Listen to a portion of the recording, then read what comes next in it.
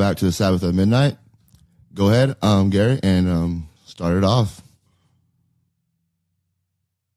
Well, thank you for inviting me to your podcast, and so happy to be with you and talking to your listeners. And we're going to be talking today about a topic that I think a lot of people are very much interested in, end time prophecy, and sort of how we start to get our head around where we are and where we're going, and try and take some confusion out of all the different things that you might hear people talk about. So I thought maybe we would start today with Jesus, because one of the things that I like to do in my approach, and it's probably the most important thing, is I tend to put all things around what Jesus said versus putting what Jesus said around what the prophet said or what a biblical teacher says. So I like to start with that. He's the spirit of prophecy, and he's the word of God. And he gave a chronology for us in Matthew 24 and Mark 13 and Luke 17 and Luke 21 that pretty much lays down a template. And in that template, he gives us a chronological set of orders, a chronological set of events in order, and it's sort of highlighted by the word then as you go through. And it's quite common, and it's used elsewhere in the New Testament and in Mark and in Luke as well. And then is the Greek word tot. That means at that time, then, thereafter. So it's not topical that it's range, it's chronological, and it's translated as such into English, and even when you take it back to Greek, it is chronological. So he gives us a sequence of events, and in that set of events, he lays out three overarching signs. One is the fig tree generation, that all of these events are going to happen, and that they'll all happen in this one generation, and that his, all things like heaven and earth will pass away, but his words in this instruction will not fall away. Like this is set, and it happens in one generation. And you have the days of Noah that follows as one of those archetypical signs, which is important for context for the rest of, for the signs that he's overlaying. And then the first archetypical overarching sign that we get is early on in Matthew 24. And I like to use Matthew 24 as the template, lay Mark 13 with additional details over on that, and then Luke 17 and 21 with details onto that, just the extra details, just to keep the chronology simple and sort of clear. And he begins with four sort of apocalyptic, if I can use those terms, signs, and they're called the beginning of sorrows.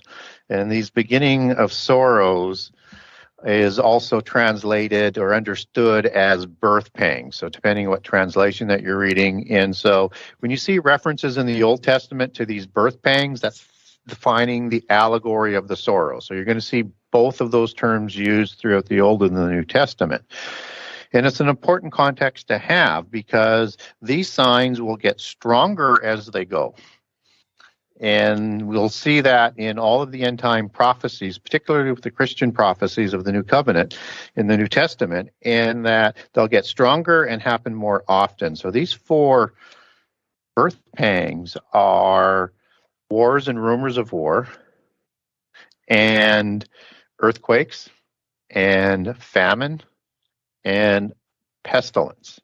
Now, you're going to notice that these birth pangs are the same catastrophes that happen in the seal openings of Revelation 6.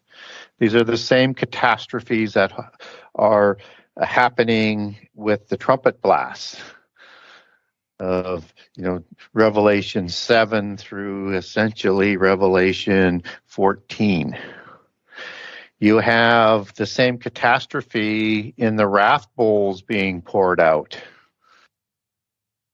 as you get to the year of the Lord's wrath at the end of end time prophecy. So they're just getting stronger. So much so you have 25% destruction of the whole world, of all of the population, of all of the waters, of all of the vegetation in the seal judgments. But that's not Armageddon.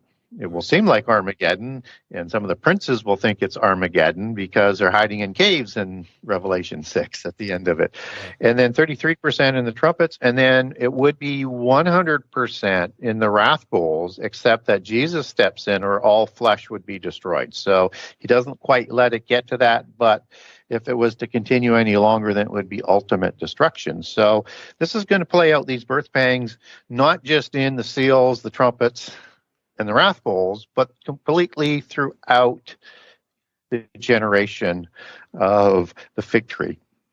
And in my understanding, if we are in the fig tree generation, and I think we probably are, so when we start to look for what these sorrows might be as we view today and going forward, then we need a starting point. Right. And for me, you've got in the last sort of 150 years, or not quite, let's say in just over 100 years of things that are laying out in the modern era, you've got some events that start to pop up. One would be that the declaration of the nation of Israel by the visible southern kingdom that was dispersed by the Romans versus the lost tribes who have not yet awakened yet, of their independence in 1947, and then their war in 1948. Another one might be 1967 with the taking of Jerusalem. For me, those are the two more important ones because Judah has to be back in the covenant land. But more importantly, they also have to be in control of Jerusalem. So for that to happen, then they need to have taken Jerusalem, which happens in 1967. And further to that, we have the question of how long a generation is. So Exodus is 40 years. Book of the Psalms tells us 70 years. Genesis 6:3 is 120 years. Now, that whole generation doesn't have to be completed. But what it suggests is that sometime, I think, after 1967, within that time frame, the sorrows start to pile up. And they'll get stronger as they go. And we've got a lot of things that have happened in the last 5 to 10 years that are really looking rather concerning right now. People are asking, what's going on? There seems to be something amiss, something wrong. And I think that we are just in the start of those birth pangs, and we want to be very, very careful going forward that we get the chronology right so that we don't lose our credibility. Sure. So I'll leave it at that just for an opening and see what kind of questions you might have on it.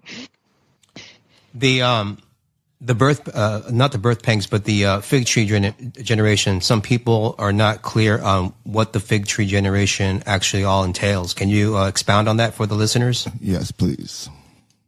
Yeah, it's a very good question because, Jesus is laying out something that should be kind of understood or easily discernible. Otherwise, he would just say the last generation. But he doesn't. He says the fig tree generation. And what's interesting, particularly in the Matthew account, just before he's going to go into the temple and create chaos there for the Pharisees and the Sadducees, he takes a fruit from a tree, and it's a fig tree. Mm-hmm. And he says this tree is barren of fruit, and he kills the tree. And so this is a direct message to the people of Judah. This is saying that when the fig tree, as he says in his oration on the sign of the end times, when you see this tree in bloom, know that the season is near, and that this fig tree is prophetic allegory for the southern kingdom. So in the Old Testament, we have the northern nation of Israel and the southern nation of Judah that splits after King Solomon. They have a civil war. And that in prophetic allegory, the vine is the northern kingdom. And in the south, you have the fig tree that is used in reference to Judah and the southern kingdom.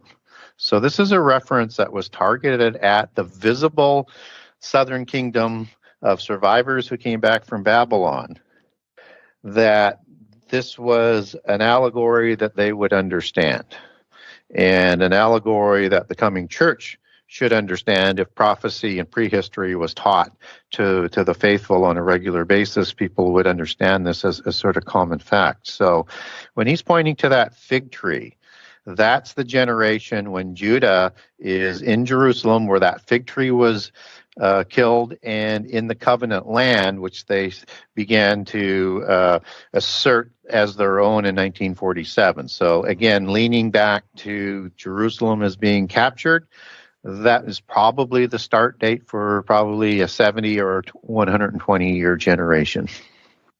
Wow. So from 1967, if we take 70 years, we're looking at, possibly 2037 and around that time.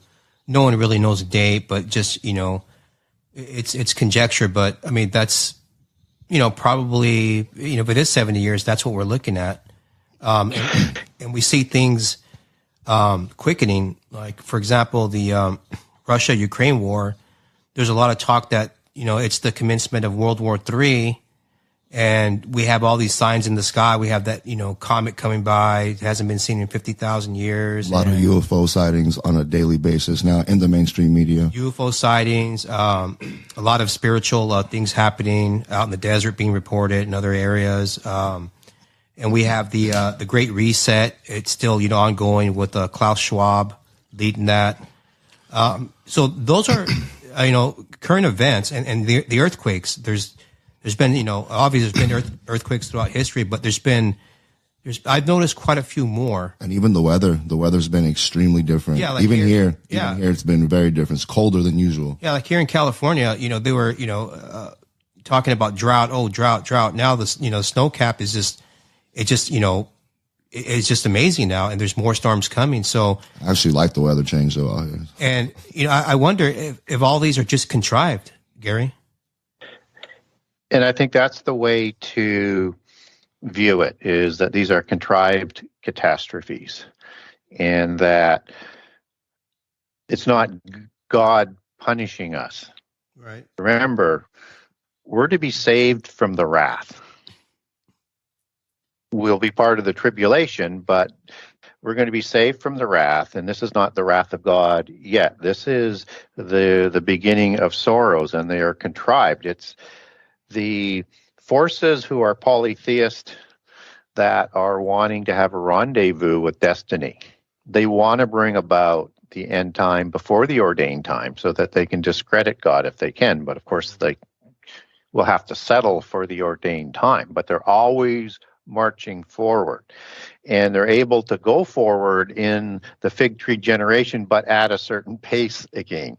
And because Michael is fighting these, he doesn't stop the beast empires from rising, and we haven't seen the beast empire rise yet. But he does prevent Antichrist from coming to power until he sits down. That can't happen, and that'll happen at the midpoint of the last 7 years. So when we look at contrived catastrophes, when we're talking about that, is that they are creating these disasters and calamities and then saying we have a solution. And if they get stopped, then they just create another scenario and say we have the solution. So, and you're going to see these sorrows, these birth pangs starting to work together, so that if you have large natural disasters, because Luke enters in a few more details onto the earthquakes that would spread that out to be more than just the earthquakes, you're going to get pestilence and you're going to get famines that come along with it. If you're going to have wars, you're going to get pestilence and you're going to have famines of it. If you're using weapons of a significant size, you may be triggering more earthquakes by damaging the Earth's crust. I mean, you have these things that can just sort of go in circles, but they will work in tandem, but they're all created to drive people into the open arms of the globalists, because they need this world government and this universal religion to set up their end game of evolving into godhood, as is understood in polytheist religions and New Age, as people would understand it, more common in North America. So when we're looking at what's going on in the world today, is they are trying to bring about a scenario where they can have world government. And so all the disasters are going to work around that. So when you see pestilence, you can expect more to be done on that level so that they can create this need to do things in a transnational basis. So, after the fallout of the last pestilence, I mean, you had a meeting with the G20 and the B20 in the fall, and now you have the same group of the B20 meeting with the G20 that are meeting in Davos. And if people don't know how powerful that representation is, the G20 represents 80% of the world GDP and 75% of the trade. And they're in one group, and they're working with the B20, which is the Davos crew that reports to the Committee of 300. But that's a different rabbit hole. But where I'm going with this is that they want to do a complete reset, and they're doubling down. And so they looked at things like the vaccine passports that were very much decentralized around the world, and there wasn't this one sort of common system. So after you have that disaster, what do they learn? They want to get a worldwide passport that they'll be presenting to the WHO organization in a few months at their annual meeting to put in place. And it's going to be a digital vaccine card that is, let me just sort of back it up here a little bit. It's a vaccine card that's an endeavor to move towards what they call interoperability of systems, including mechanisms that validate vaccination while still respecting sovereignty. So they need regulations and things that are coming along. They want to adopt a digital passport that has robust guidelines on it, not only for vaccines, but where you go. So they want it to be able to track you. And they're wanting to work this into the system like with Alibaba and Apple has, which is the social credit system, and work the digital currency into that so that everything you do, everything that is tracked, everything that is recorded, and none of this can be destroyed in cryptocurrency that would be linked to it, will prevent you from doing anything unless you're approved. It's as simple as you may not be able to go to the store and buy something if you don't have the right social credit. That's extreme, but it will be sort of introduced. You can't go to concerts. You can't go to entertainment. You can't travel. You may not get loans you want. You may not be able to have the size of credit line on a credit card that you may want, things like that. So they're doubling down. And Mr. Schwab, he announced at the G&B 20 in October that it's time for a deep and structural restructuring of the world, that they want to double down on the Great Reset that will solve all the fundamental problems that are lacking the required social cohesion. And they want to do it in terms of economical, political, sociological, and ecological, and in the term of the crisis that we're facing and all of that, they want to be able to do solutions for that. And his word is they want a transformation of the world as a multi-poly world. And they want to have government to have in that declaration, government to control everything. And they want to have complete systems in place to be able to tap into those. And so what they're doing, they're not going to get that all right away, because people are saying, okay, we've got some issues, but we're not ready to do that. So you need to crank up the screws on the catastrophes. That's true. Sorry, go ahead. No, I was going to say, and from a geopolitical scenario, they have to get to what the Club of Rome, which works in conjunction with the Committee of 300 as well, is to the 10 groups of nations that they've divided everything up into. They're running into an issue that they've got countries, let's say like Russia today or China, who are saying, we don't like the European-dominated system that you want to impose on us. We're not against the new order. We want a larger role. And so they're going to continue to push back. But to develop into these groups of nations, you're going to see the pushback will include, I want more countries. I want to rebuild my empire of old, as Pt.1 is starting to do. You're going to see the Chinese do the same thing. And that's going to lead to the wars and the rumors of wars, along with the wars that are an anarchy that's going to be created by all of the fixed and corrupted elections that are starting to happen around the world today, like what's going down in Brazil and Peru today. We're going to see more of that. And one might make an argument for what's happened closer to home in terms of the integrity of those elections. That's going to become more common as well, because the only way they're going to get to it is through the Chinese National Socialism on a global scale basis, where you have one party rule, one media, and one party to vote for. And so you see that going on today, but it's going to require a persecution, which is also going to be taking part as these birth pangs start to come together. So I would be looking for a lot more wars, and people will be getting more apocalyptic as these wars start to break out and as we get deeper in it. But there's still many more to come.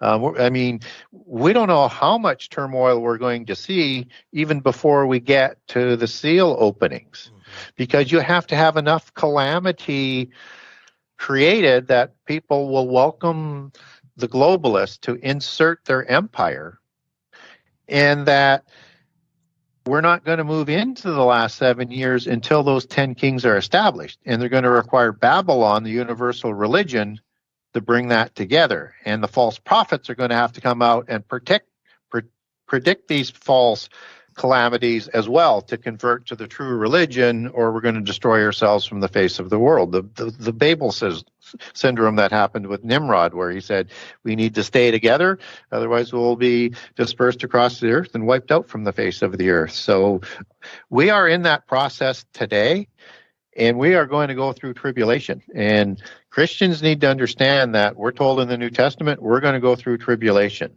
And in Revelation 2, 8 to 10, you get these 10 days of tribulation that are talked about. Yeah. Those 10 days, do you think those are literally 10 days or 10 years? I think they're 10 years. I think that if we sort of follow the line that Jesus is providing us, and that he is telling us that there is going to be affliction that immediately follow the birth pangs. So that would indicate before the start of the last 7 years. And that word is the Greek word thalippes, which is the word that is used to translate tribulation.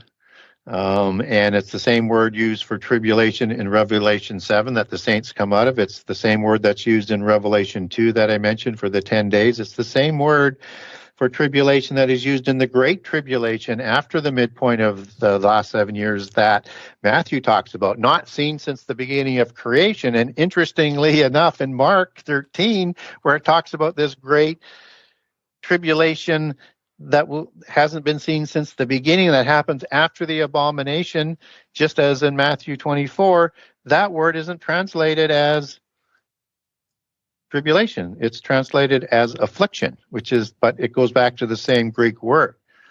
And so this begins the great affliction. The great tribulation is the time of Jacob's trouble, which is the same equivalent cognate word in Hebrew for the tribulation of Judah and Israel in the last 3.5 years. But my point is you're going to have tribulation before the seals are opened. You're going to have tribulation in the first 3.5 years.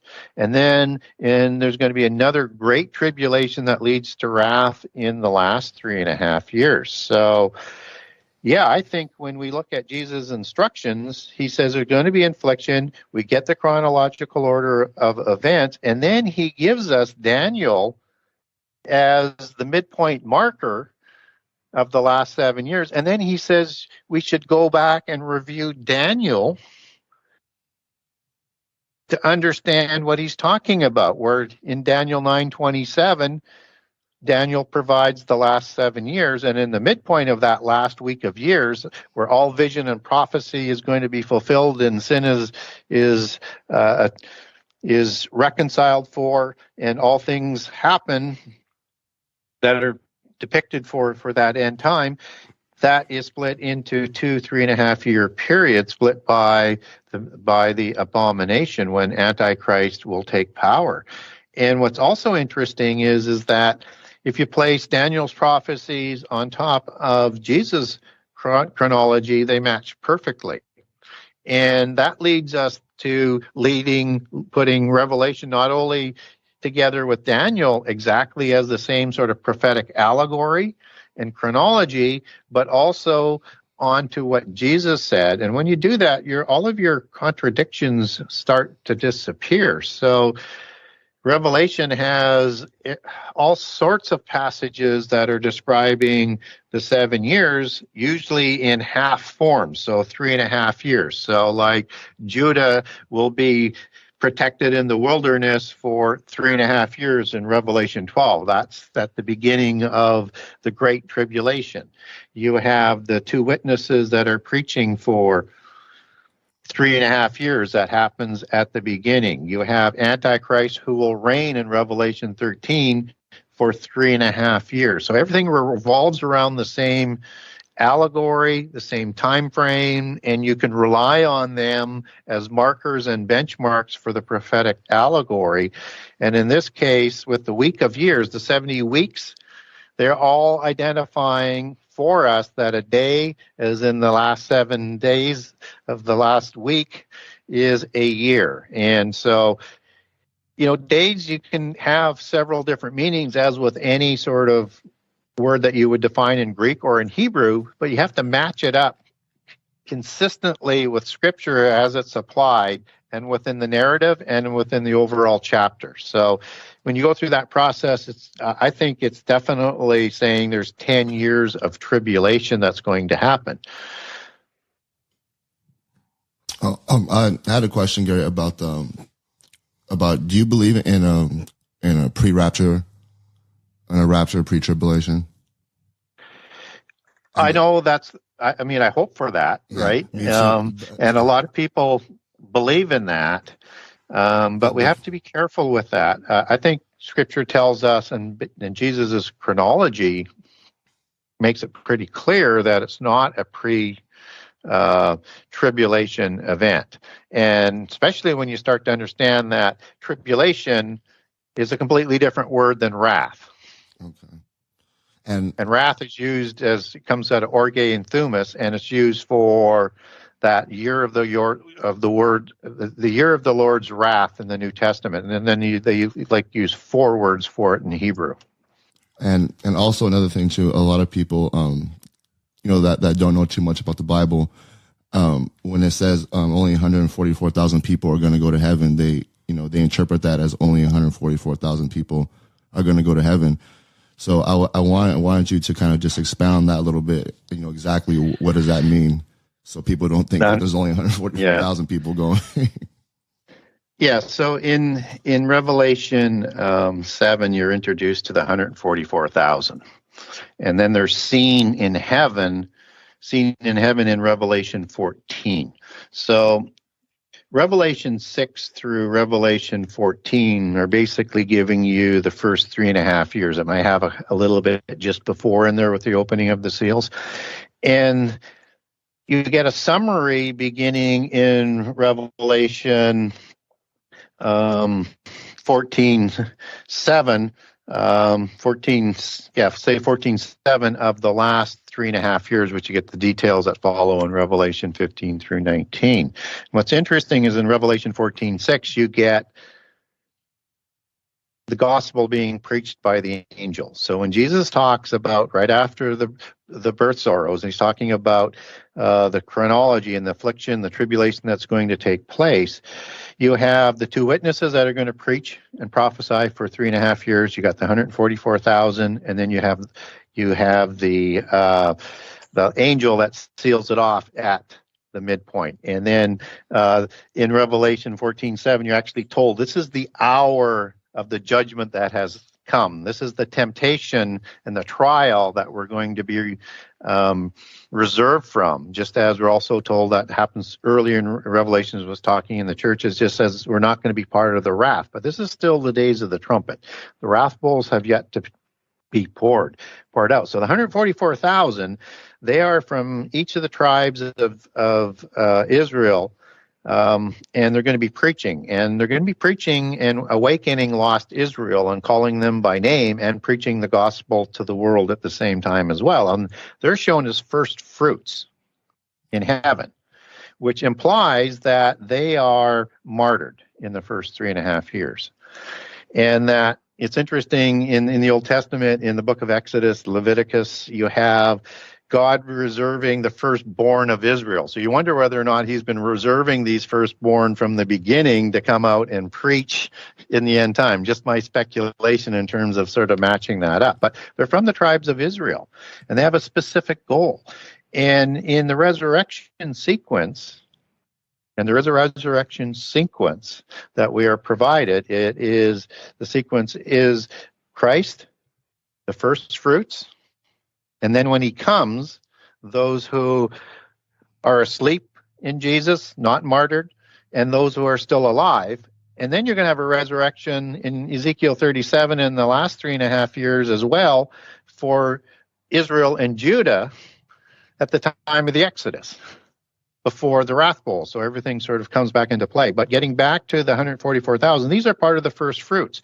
The first fruits are defined as, in Revelation 6, those who died giving the testimony of Jesus. And they are told to wait for those to come out of the great tribulation in Revelation 7, who are going to die like themselves. Mm-hmm. This is all part of the first 3.5 years. So when I look at that, it's indicating that we're going to go through tribulation. We won't go through the wrath, but rapture has not happened at this point. And then a lot of people say, well, but I've been told, and there's a significant piece of the pre-trib rapture put on when John is told to come up to heaven, that signals the rapture. So that happens in early on in Revelations, and the accounting of what John is going through 1 through 4 in the prophecies of the churches and the letters going out to the churches. So just let me run people through what the wording actually says here. Sure. Because it's really, really important to know that this is not talking about rapture. This is something we need to get clear, because it just you start to get into contradictions if you believe that he actually went to heaven. So it says in Revelation 1:1 that this is the revelation of Jesus Christ, which is given to John by an angel. Okay, it's a revelation. What does the word revelation mean? Well, revelation is the Greek word apocalypse, which is where apocalyptic sort of comes from as it gets transliterated in English. And it means to appear, a manifestation, a revealing, and an instruction. Right? So as it starts to go through and give us some more details on this, and we're not told who that angel is. I mean, it could be Gabriel, it could be Michael, it could be another angel. We're not told who that angel is. Sure. Which is, if it was Gabriel or Michael, you think it would be named, so it might be another angel. And he's instructed to bear witness to everything that he's going to see in this revelation, in this instruction. So this is indicating a vision like Ezekiel had, like Isaiah had. It's indicating a vision that he's going to be going through, and I'll explain this a little bit further in just a minute, as opposed to somebody being taken to heaven like Elijah, like Enoch. That's a whole different thing that's going on, where they're actually taken up. Ezekiel is seeing the throne visions in a vision. Isaiah in Isaiah 6 is taken up to heaven in a vision, not physically. This is the same basis that's happening here. and he's going to have this revelation to bear witness to everything that he sees in this vision. And it says in that vision, it's the testimony of the word of God.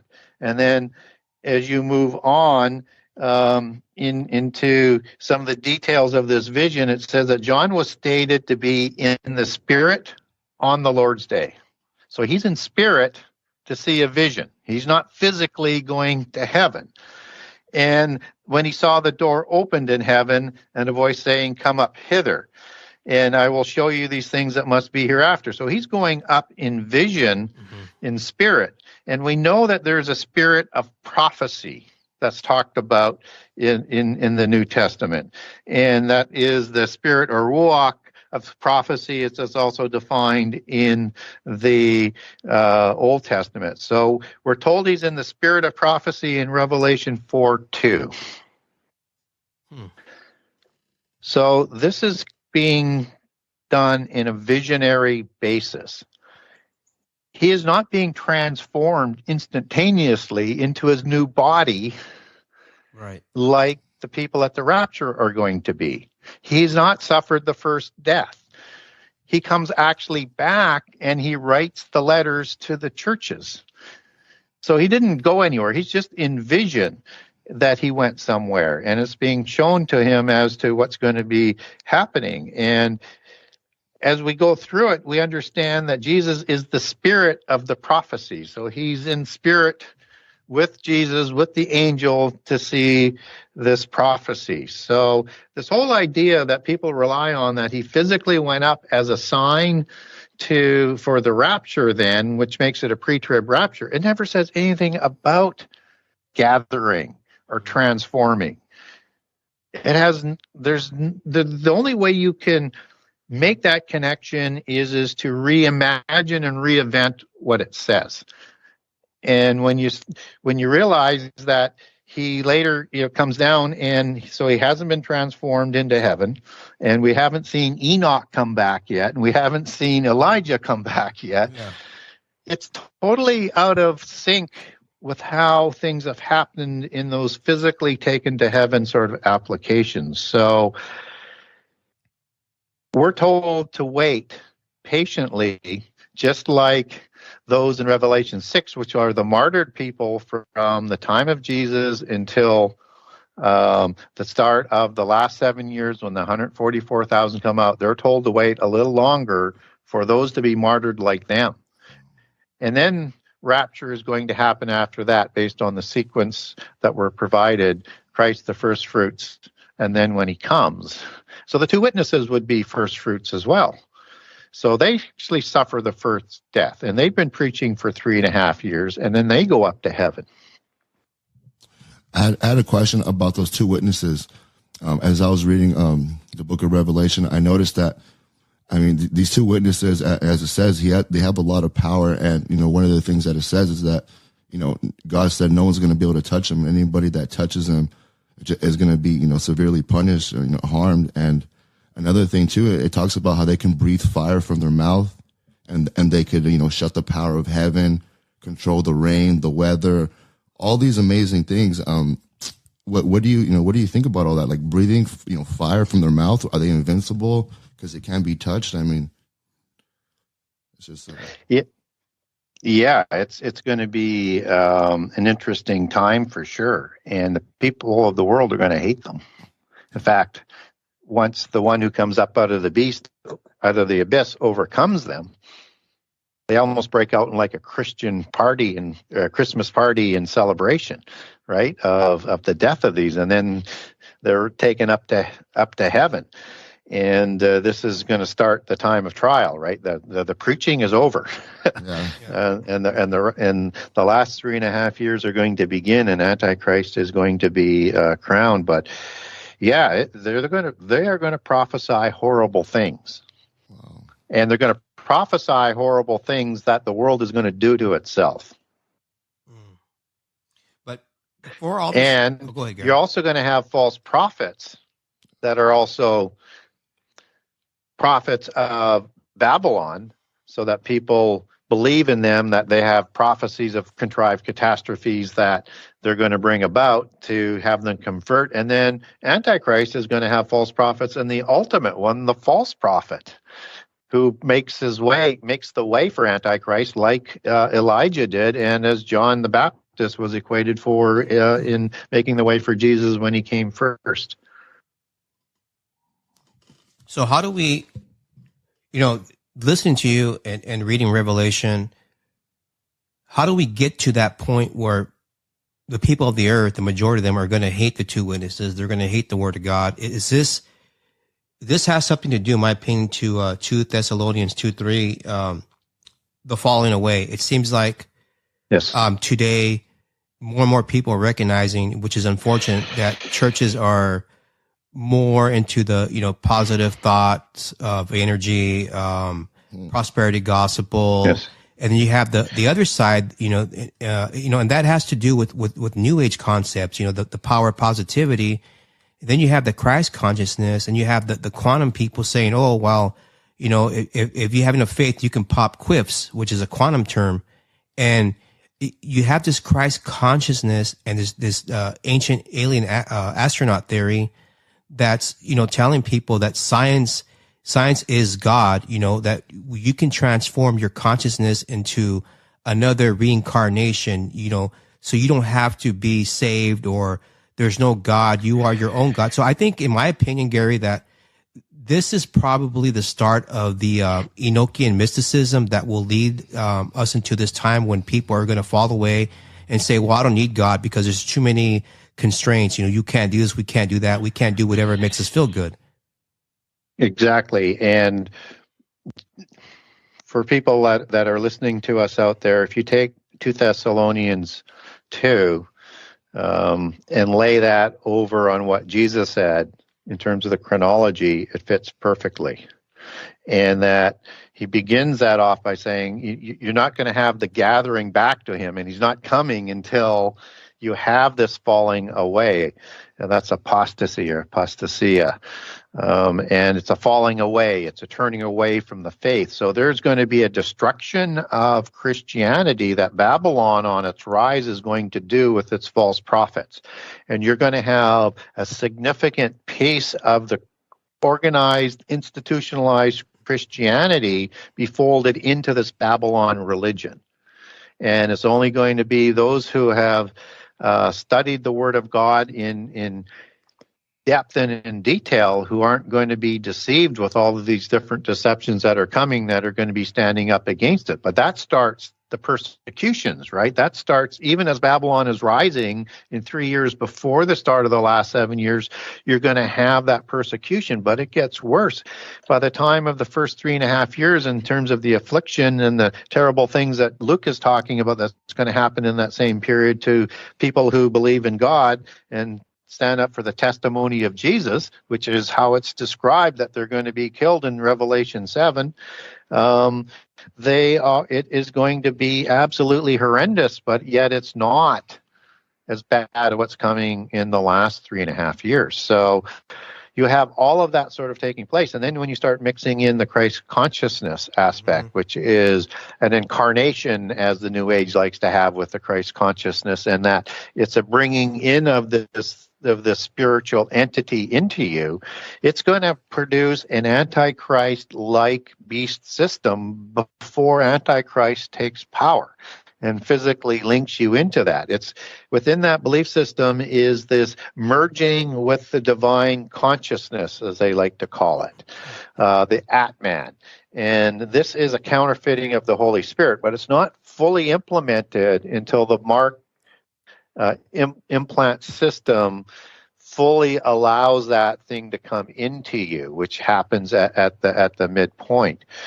And it's the source of all knowledge is what they're going to be promising that. And source of, that knowledge can do all sorts of things in the digital world, at the digital level, at the quantum level, that can affect your complete DNA. But it's that counterfeiting of the Holy Spirit by the time that the Antichrist comes along with that mark that really sort of crosses that threshold of whether or not you're going to go by accepting it and worshiping Antichrist and Satan, that you're going to receive the mark of the beast and be punished in the lake of fire forever. So we're going to have lots of mark beast systems lookalikes, but until that midpoint, it's not fully in place. So we have to be careful of that as well.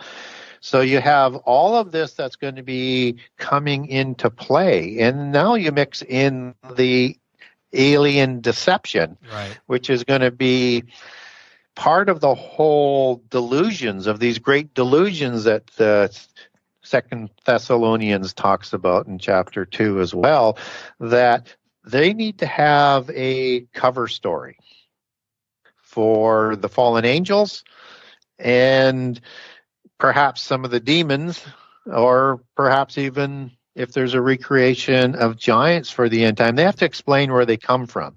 There's also a belief that a lot of the aliens that we see, like the gnomes or the gray aliens, or the salamander reptilian beings, are going to be represented as different kinds of aliens, just as angels can have a shape-shifting capability as well. There needs to be an explanation that fits in with what the world's been prepared for to accept the delusion. So you've got different levels of these aliens, just as in the alien mythos, we get a hierarchy of more powerful ones and less powerful ones, and that they're going to be saying, you need to sit at this galactic table of aliens and fight for your freedom from this oppressive God of the Bible who wants to keep you out of, away from knowledge and in slavery. And that's all part of it as well. And they have to make that cover story because they're going to start showing up.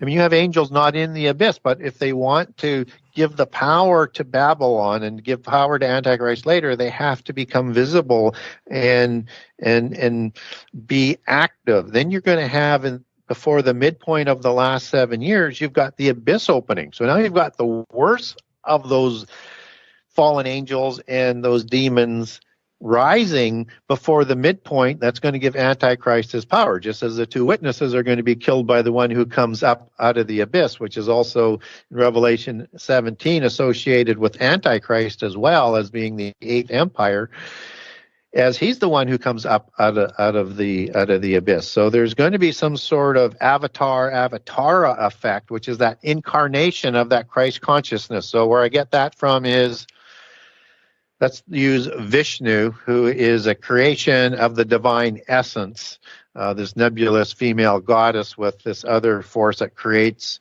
the gods in Hinduism, incarnated several times, like probably 16 times, and one of them was Buddha. Yeah. And so it would be the reincarnated Buddha, and that's the avatar as the angel Avatara. We get that concept in the Bible with Satan entering Judas to betray Jesus. So we know that can happen, and it provides extra power. But you also will have demons that will maybe possessing kings and taking over those bodies and doing things as well, just as you have demons coming out of the false prophet and out of Antichrist to gather the armies for war at Armageddon. So you have all of that sort of intermixing in, and they have to have a reasonable explanation on how it fits in to the deception that they're selling. And again, we see everything sort of moving towards it. You even hear the Vatican talking about baptizing aliens. Right. I mean, yeah, no kidding. I read that. All kinds of weird stuff comes out of that guy's mouth now. Also there's I forget the verse, but it says that that flock has to be brought back into the fold, and I think it's I forget his name. He's a Monsignor at the Catholic Church. Yeah, I know what you're talking about. And he says that that flock, basically what he's alluding to are these space brothers, and that's what the New Age calls them. They call them space brothers. Yeah, the space brothers, and even a lot of people in the circle, even a lot of people in the circle now, people that call themselves Christians are starting to call, the angels or the aliens, those are our brothers and our sisters, and yeah, it's starting to get a little weird. Yeah, Gary. So what is your opinion on this Nordic? This Nordic race that people report seeing, the blonde hair, the blue eyes, tall, muscular, very porcelain skin. Yeah, it was Travis Walton that mentioned those things too when he was allegedly abducted. Yeah. Well, you can imagine that description as being very similar to the white elves that are talked about in Lord of the Rings, as opposed to the smaller fairy folk, right? Only they're not quite as big as in there as they're depicted, but they have that pale white skin. They have blonde hair or red hair. They have blue eyes or hazel-colored eyes. Wow. This is the description of the Nephilim and the Rephaim. And specifically, when you're in the blonde-haired, blue-eyed, red-hair, hazel-eyed group, you're into the Tuatha De Danann, or the Dat Tanu, as they're called in the Ugaritic texts of the Rapiu. They're described as such. And, you know, the population of Atlantis and the rulers in particular were described as blonde-haired, blue eyes, Aryans, and red hair and hazel eyes as well. So this is a common understanding as to who these are. So if we're actually going to see them as aliens coming back, then that means there's survivors or there's a recreation. But if they're going to show that they were able to save the little people, the fairies, and the gnomes as part of that, and the salamanders, which could be, again, some other recreation, or they could have been a saving of the serpent or the Nahash in Eden before he lost his arms and intelligence and everything else. So they might have an ability to keep these individuals in another dimension and in Sheol or Hades or the other world as it's described biblically, or they're in stasis, or there's going to be another creation. Somehow, some way, if they're going to reveal those ones, then they're going to have to have a way of survival or recreation. And it's also interesting that the Anunnaki are talked about in the alien mythos as well. The Anunnaki are depicted in their reliefs in Sumeria, and you had the Anunnaki of heaven, which are these bird-faced cherubim watchers. That's one of the faces of the cherubim. Also, they're shown same depictions with a face of a man. That's and the same wings and everything. That's another face of a cherubim.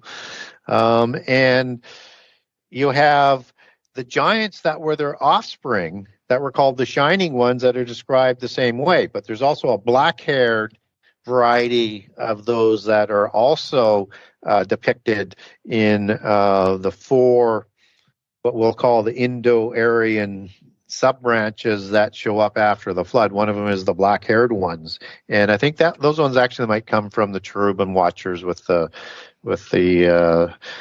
human face. So, go ahead, Dan. Well, yeah, and there's also, I think some people miss this, Gary. Ezekiel 27 speaks on, are these little people here?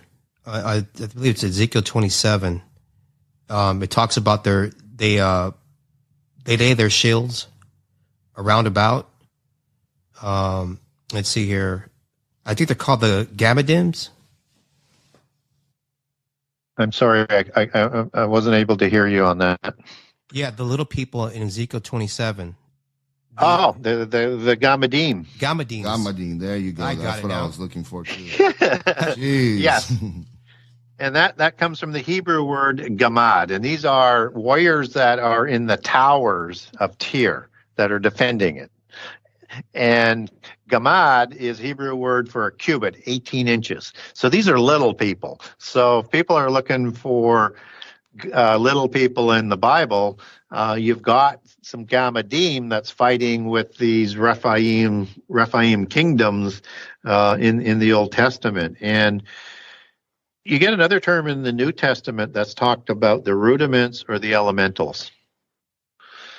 So this is used in two terms, as an elemental piece of the universe and as those who rule. This is a reference to the lowest order of the hierarchy of the rebellious angels, which are the elementals. And they include the three little people as three of those groups, and then the salamanders, which are a little bit larger, and they're below in that hierarchy, the Nephilim and the Rephaim. but they're all creations of the fallen angels. So those are types of peoples that we're likely to see. And there is a rebellious host, and there's a lot of angels that rebel. Like Revelation says, 10,000 times 10,000 angels are before God, and if a third of them rebel, that would be, depending on how you want to calculate the 100 million as a third, is that 50 million, or is that 33 million, or is that an allegorical number? Doesn't matter. It's a huge number of angels that will rebel. And that's the rebellious host, which is the Hebrew word Saba, which means an army of angels, which has rank and order. So you've got many ranks of angels. You've got the 4 watcher angels. You've got the dunamis. You've got the exousia. You've got, I won't go through the whole hierarchy of the Greek names for them, but they're there to give us those ranks and understand that there's a complete hierarchy, and the spurious offspring of these fallen angels are at the bottom end of that hierarchy. They are the visible ones versus the invisible ones that we deal with. Yeah. Really quick, Gary, I had a question. Me and my dad were kind of going over this the other day on Revelation 2:13, where it says, I know thy works, where thou dwellest, even where Satan's seat is, and thou holdest fast my name, and hast not denied my faith, even in those days wherein Antipas was my faithful martyr, who was slain among you, where Satan dwelleth. So my question was, if I'm correct, was he martyred in Geneva, where CERN is located today, in that location? I don't think so. I think you could probably make a case for that. I mean, CERN is, it's over a polytheist holy site, right? Yeah. This is the temple of Apollo, or Apollyon, that was built there, and in their belief system, there's a place in the inner earth in a different dimension, right? And this would be like a portal to that. But there's portals to these things all over the world. So that's just one of the sites that they have. So I think if you're looking at a place where Revelation is talking about, I would look towards Jerusalem on that. I just thought it was a big coincidence if that was the case, because that would be CERN is at today, and then But yeah, I just want your opinion on that.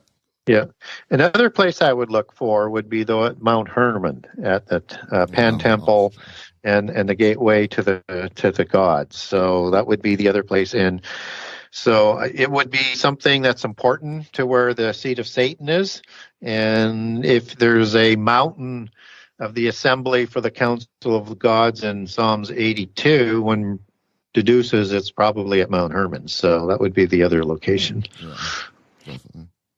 Getting back into the beginnings of the end times, we see more and more people, especially on social media,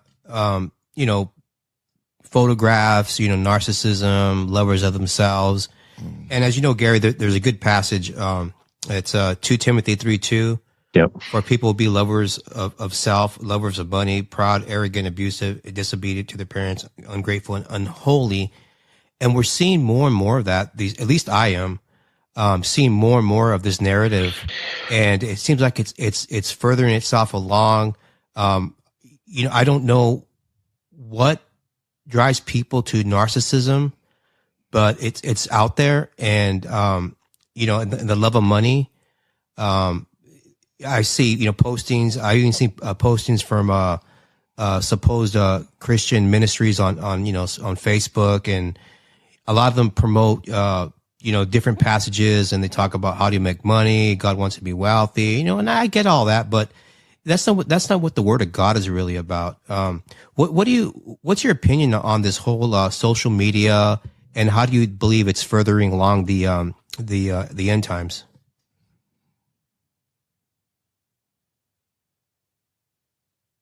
Hello?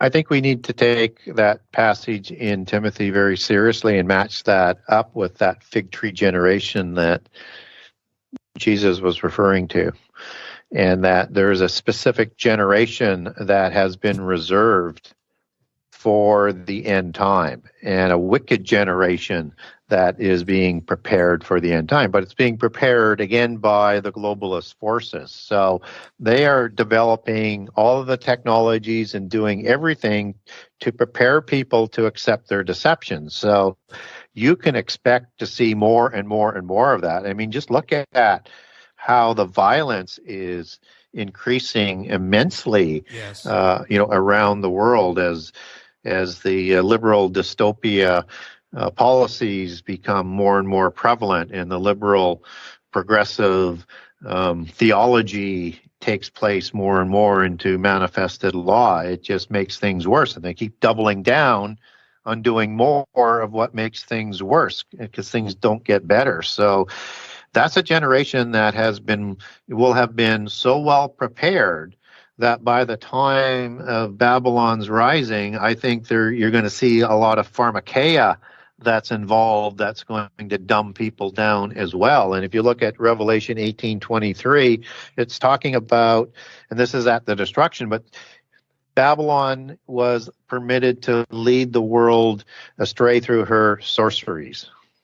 And that's the Greek word pharmakeia, which can mean magical spells, it can mean pharmaceuticals, and it can mean chemically made drugs of all sorts of form, legal or otherwise. And those seem to be the devices that is being used. So I would expect to see more of this open drug use, both prescribed and unprescribed, to dumb down the people and to make them more open to receiving demonic spirits, because so many times drugs are used into opening up those portals. So you're going to see more demonic activity through the people as well.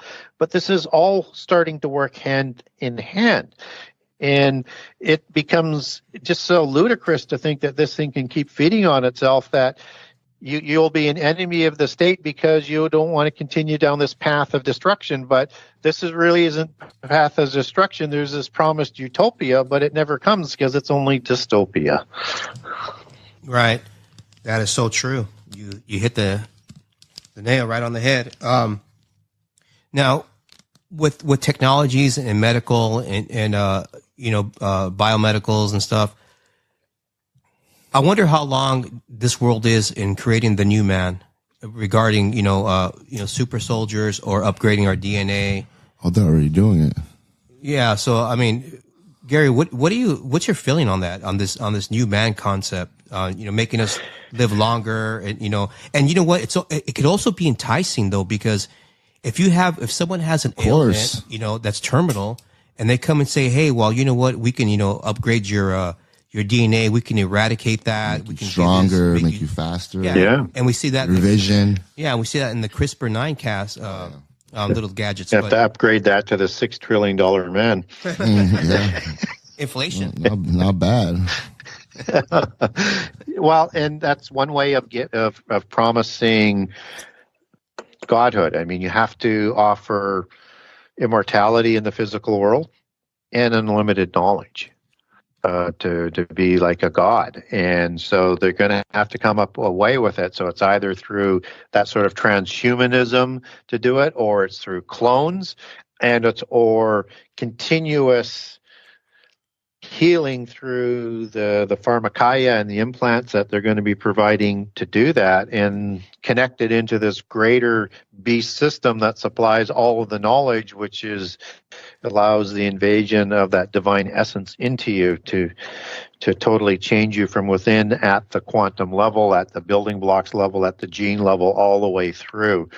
So I think it's one of those things that sort of just has to sort of be in place, that if you want people to do what they're going to ask them to do, to go to perpetual war and fight for your freedom against this powerful God of the Bible, they're going to have to offer godhood in this physical world.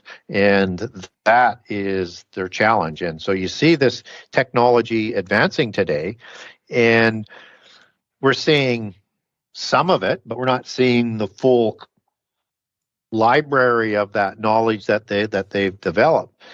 And I think it also answers the question is when you get into the last 7 years and into the war of Revelation 9, which I think is the Gog war of Ezekiel 38 and 39 and Joel 1 and 2, because the creatures that are described in this war are similar, and you've got these references to in Ezekiel 38 to Gog, which is in Magog. Gog's not in the table of nations anywhere, and this is Gog, the chief prince of Magog, the chief prince of Meshech, referring to Moscow as you take that through its etymology. But Gog is a offspring of a fallen angel before the flood, of Iapetus, just as Magog and Albion are, and other giants. But those would be the most famous ones coming out of England in their history of prehistory. So you have all of these different things that are going on, but these weapons of war in that 200 million man war, and the ones that are described in Joel 1 and 2, this is from DNA manipulation. This is a chimera war beast being that is being developed for war that is already underway. We just don't know how far along that they are. So if they're able to create chimera type of beings for war, what else can they do with the human body that they're planning? And what else can they do in combination with transhumanism and with clone bodies? I think all of that comes together in something really scary. Oh yeah, absolutely. It's a nightmare. It's like a science fiction movie. Go ahead. Yeah, those creatures are the way they're described. It's absolutely just, horrific. The New Agers call this the Age of Aquarius, a time ruled by Saturn. And Saturn can be, I guess, different deities, right? Maybe Shemiyaza, maybe Azazel. What's your take on this new Age of Aquarius and how the New Age promotes it? Well, that age is an age of judgment in polytheism and an age and a destruction by fire, just as it is described in the end time in the Bible. Saturn is sort of the chief god in the seven wandering stars. The wandering stars is a biblical term, but it's the same sort of seven major gods of all pantheons around the world. They tend to have post-diluvian gods' names in there as well as antediluvian. So it's a bit of a mix, but it's the same seven. And at the top is the chief god of the pantheon, but not Satan generally. So I would probably look at that more as an Azazel type of individual, with Satan sitting above that, just as Satan sits above the council of gods in Psalms 82. So I think when we start to look at the type of imagery that we're going to be receiving, we're going to become indoctrinated in more of this type of understanding so that it's, again, more easily accepted by the people as we get closer to the last 7 years. Yeah, agreed. Sure agree with that. There's so many things going on now. Now, moving back to the birth pangs, we see the as you explained earlier, the globalists want a one world government, the whole passport. Now, do you feel that the recent pandemic we went through is just a softening of the target, us, the people of the earth? I think they're going to do it a lot more now that they did it once. Yeah. They could do it over and over. Right. So, are we looking at something, getting worse, another, maybe another pandemic that's going to be much more severe? Well, absolutely. Whether or not it comes through biological weapons in a war, or it comes through the release of, contrived, created, targeting viruses similar to what we've seen in the last pestilence. So I would expect to see more of that. And now we're hearing reports of companies like Pfizer, particularly with Project Veritas in the last week, where Pfizer is going on their own to try and manipulate the coronavirus to create different variants, and so that they can provide the solution, provide the problem, and then provide the solution. You've got NIH refunding in different countries now with gain of function, even though they reimagine that term into something else so it doesn't legally violate their laws, but they're doing the same work. It's that doublespeak that the left likes to do, and they're funding that in other countries now. So they're not stopping, and I think they are taking a lot of notes and lessons as to what worked and what didn't work in the last go around, because they're going to use that type of catastrophe to move things forward. But working alongside of that is we're seeing like this war in Russia right now, or I mean Russia and the Ukraine, that we're getting deeper and deeper into with no end game. That is going to be. It's going to spread. And if you look at what happens by the time you get into that Revelation 9 war that I equate with Ezekiel 38 and 39 and Joel 1 and 2, you have a group of nations that are working together in the Ezekiel war that happens, say, a year to year and a half before the midpoint of the last 7 years. And you've got places like, Magog, and chief prince of Meshach. I mean, it's talking about this ancient prophecy of the people that are begat by the ancient czars of Kiev, and you have Russia trying to get their holy city back, and Putin, who believes he's part of the Pt.1 bloodline, is trying to rebuild that Russian empire, and using imagery like the double eagle Anunnaki, and using Vladimir the Great as a statue and a great czar of the Pt.1 bloodline to create one of these new empires.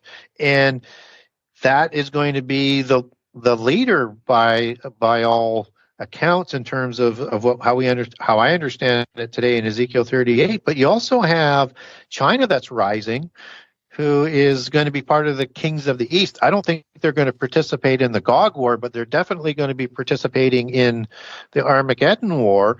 And he wants an empire, and they're forming this alliance. So if you've got in Daniel 2, where it describes the metallic empires, versus Daniel 7 that's describing the beast allegory of the empires, you've got two iron legs of the old Roman Empire that this new 10-king, 10-toed empire of the end time is going to extend out of and rise from.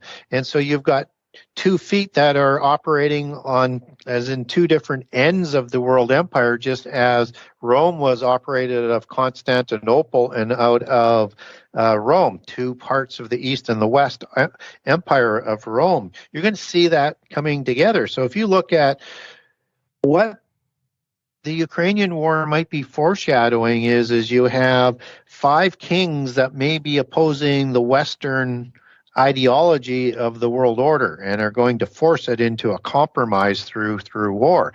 So if you've got Russia and China as 2 of them, another one is Persia. And what's interesting about the Persian term is that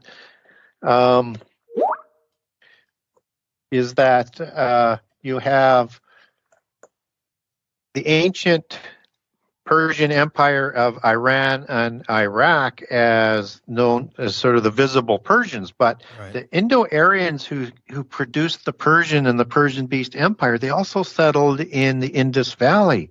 And what we see going on today is India, probably the second most populous nation on the world, buys all of their oil and natural gas from Russia for the most part. And they're not saying a word. They're going to be forced to go in that alliance. And you can expect to see Iran go into that and take over Iraq as well, and probably a couple other countries, and be part of that alliance. And they're already working together. And you also have Germany, who is probably going to be forming its own group of countries for the empire, and that's going to be Gomer of that alliance. And Beth Tagarma is Turkey, and Turkey is already is working as a mediator and working at odds with NATO, and Germany's going to need the resources to survive from Russia, because they'll die through the winters if they don't get enough power, in terms of gasoline and oil and natural gas. So you can see those 5 nations already lining up. That's going to push back against the Europeans and the other groups of nations that are going to be rising. And they've created their own World Bank. They've created their own cryptocurrency. They've created their own credit card system.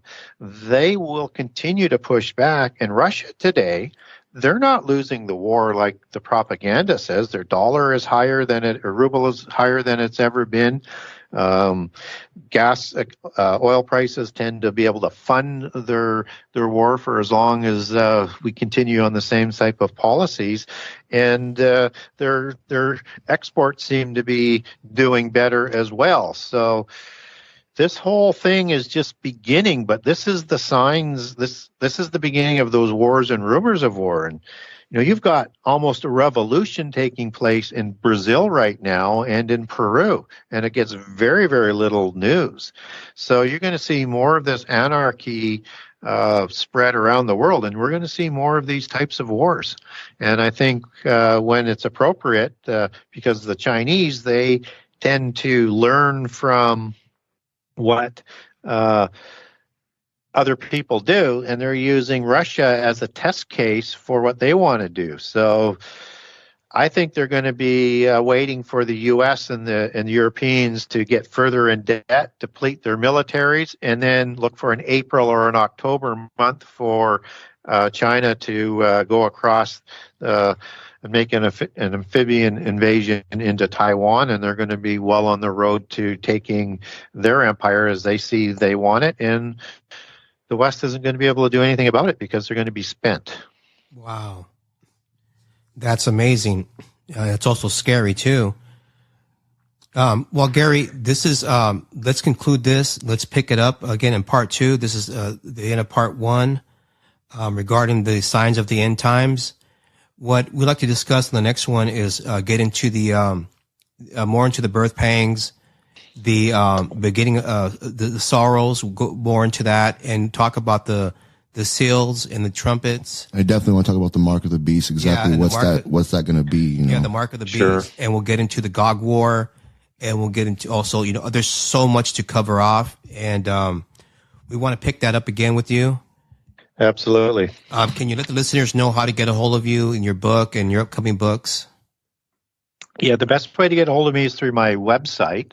That's the Genesis6conspiracy.com, Genesis6, the number 6conspiracy.com.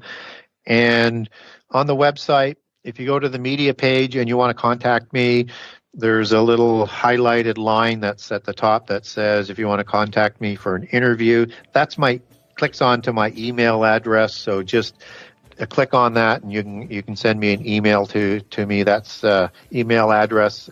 If people would prefer to write it down from the show here, is Genesis6conspiracy@gmail.com, and that's with the number 6, Genesis6conspiracy@gmail.com, and you can get a document or ask me a question. If you're looking for a document, just name it by topic. If I've got one, I'll send it to you at no charge. You can also get a hold of my book off the website. It's the easiest way to get it, and the new book will be marketed off the same website, which is going to be the Genesis 6 Conspiracy Part 2, and is going to be subtitled How Understanding Prehistory and Rephaim Giants Helps to Understand End Time Prophecy. So it's going to be specifically targeted at Christians and have a lot more prophecy into it, and all the defining aspects of prehistory as you take that into end time prophecy. And so if you wanted to buy a book, you can click over to the Buy Now page and get a signed copy. I have a page for the U.S., I have a page for Canada, and I have a page for the rest of the world, or the overseas page if you live outside of Canada or the U.S.